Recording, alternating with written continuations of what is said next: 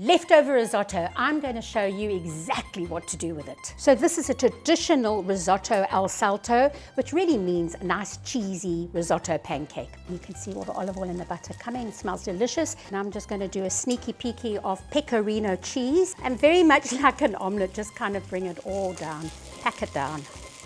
Make sure that you get both sides nice and crispy and brown. I'm not just going to serve this on its own. I'm going to make a very simple marinated baby marrow, or as they say in Italy, zucchini, salad with a little bit of chili, a little bit of fish sauce. Fish sauce in Italy is very common. And then a nice dill and anchovy and green olives. I'm so into green olives right now. I'm going to make a little salsa as well with some pine nuts. What I like to do is just serve it as part of the antipasta, put it in the middle of the table, let everybody pass extra pecorino around. And yeah, and you can add some olives to the side, you can add roasted red peppers, whatever you fancy to bulk it up. Most important, a nice chilled glass of Chenin Blanc. With all the tropical flavors in a Chenin Blanc, could cut the richness of all the cheese, the crispiness of the rice, and then also chili in the baby marrow salad.